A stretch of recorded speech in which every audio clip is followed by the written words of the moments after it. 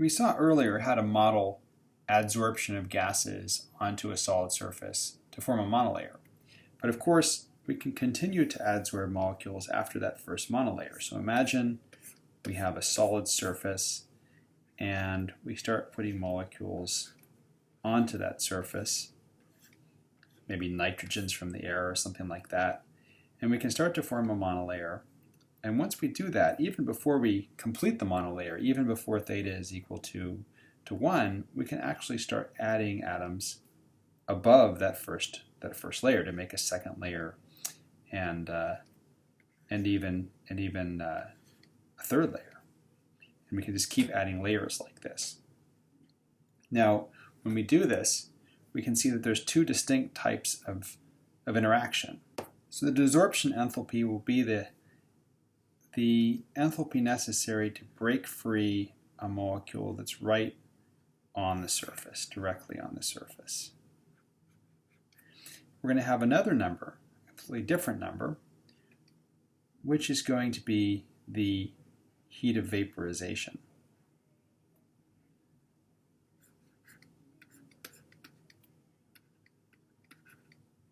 And that will be to take a molecule that's not directly touching the solid. So it's just sitting on top of other molecules like itself. And so if we imagine taking liquid nitrogen and having a molecule break free from the surface, this is the same process, right? We're assuming that the effect of the solid surface doesn't propagate beyond that first layer. So on the first layer, to break that off might be harder than, it might be a stronger interaction than breaking one off when it's just breaking it off from a nitrogen molecule. So typically what we see is the heat of desorption is going to be a bigger positive number than the heat of vaporization. Because when we pull a molecule off the surface, not only are we breaking this interaction, we're going to be restoring that very high surface energy that a bare surface has. And so that takes some energy to do that. Okay, so let's assume for a second, let's make some assumptions. So assumptions we're going to make are that delta H of vaporization and the delta H of desorption, that both of these are constant. Okay, so this is a bit of an approximation because it means that if I have a molecule sitting on a pillar like this, it's just as hard to break off as one that's sitting on top of this. Like this one would just be just as hard to break off as that. And of course, we know that's not true. It's an approximation, but that's the assumption we're going to make when we use the BET isotherm.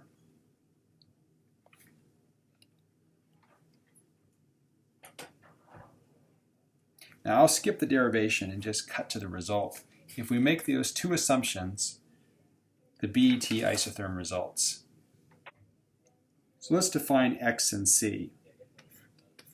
So X is just going to be the pressure of the adsorbate gas, the partial pressure of the adsorbate gas, over the equilibrium vapor pressure of that gas. So this is just the fractional saturation. So we could call this the saturation. Or if it's water vapor, we could call this the humidity. So if you had a partial pressure of gas equal to the equilibrium vapor pressure, then you are just about to. So if your partial pressure of your adsorbate gas is equal to the equilibrium vapor pressure, that means you're saturated, that you're basically having your liquid and your gas in equilibrium. So that would correspond to, if it was water vapor, that'd be 100% humidity. Okay, so that's X. What about C? So C is an exponential that's a difference between the desorption enthalpy and the enthalpy of vaporization. So we expect this to be a positive number, and that's weighted by RT. So we can see that if we have a desorption enthalpy and a heat of vaporization that are equal to one another, this is just going to be either 0, C is just going to be equal to 1. But of course, normally the desorption enthalpy is much bigger than the heat of vaporization. So note what happens if we if we have a saturation that's much less than 1. In other words, we don't have a very high partial pressure of our adsorbate gas. Well, in that case,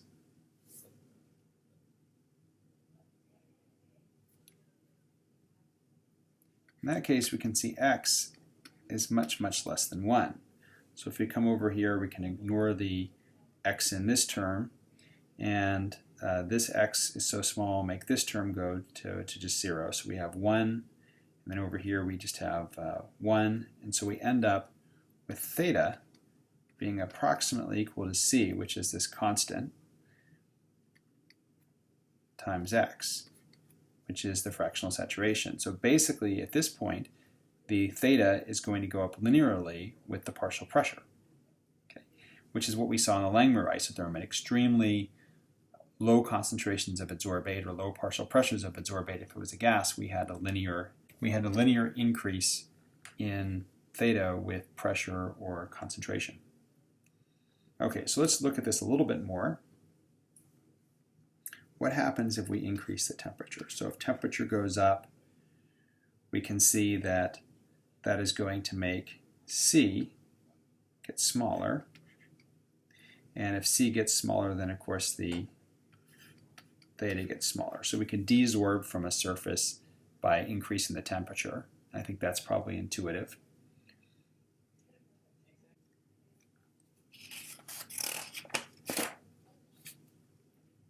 All right, so let's plot this isotherm.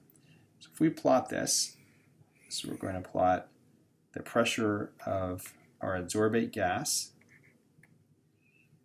versus the surface coverage. We see that at first we're linear, as we mentioned over here, and then we start to asymptote out at a theta equal to 1, just like we would in a Langmuir isotherm. Then we start to go back up. And so we can get a theta greater than 1 because, of course, we're building more than one layer. We're making multi-layers. And at some point, this just goes to infinity because we have bulk condensation.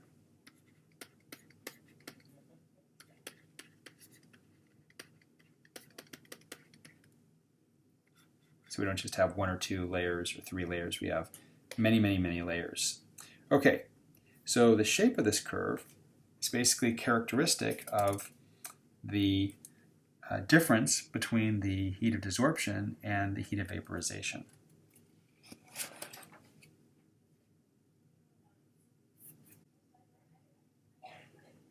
If we want to, we can rearrange this into a linear form. The linear form is shown below here. All right, so we can put this into a linear form, and if we do this, if we call this y and we call this x, we can examine this term to say, is this indeed constant? And if it is, and if this is constant, we can have a straight line. So C, remember, is a constant that's characteristic of the system. It's the difference between the heat of desorption and the heat of vaporization. So C is a constant. N star, we better define that. So let's define that over here. We've got Na star is the max moles adsorbed.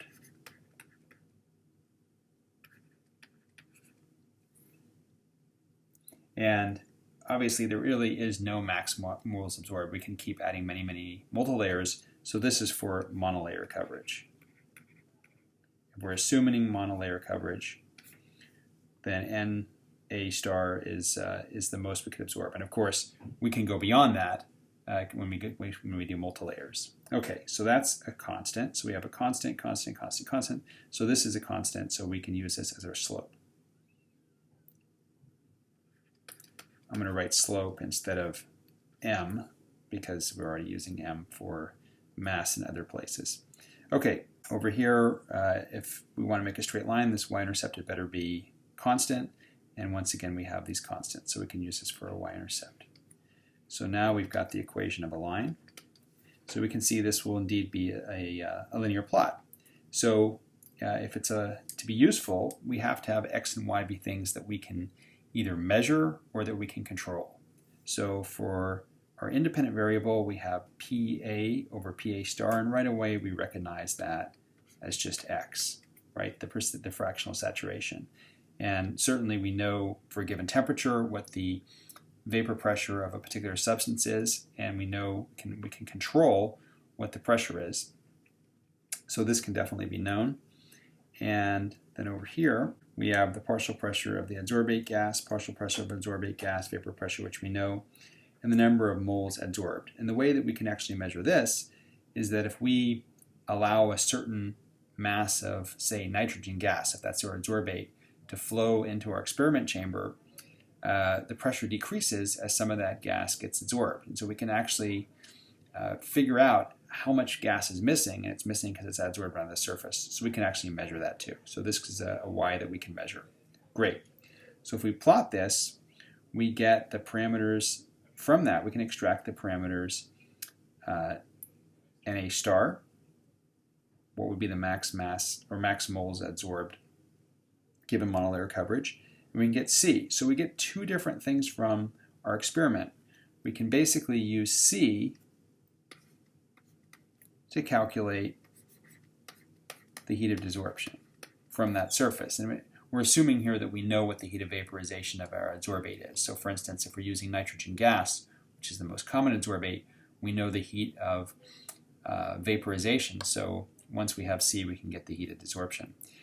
We can also use Na star, since it tells us the max number of moles adsorbed.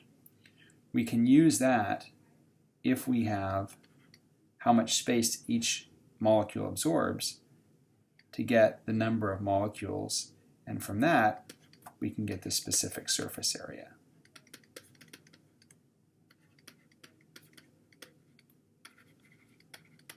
Okay. So in the next screencast we're going to do an example where we actually take some data from a BET isotherm and use the parameters we extract from a FIT to calculate these numbers.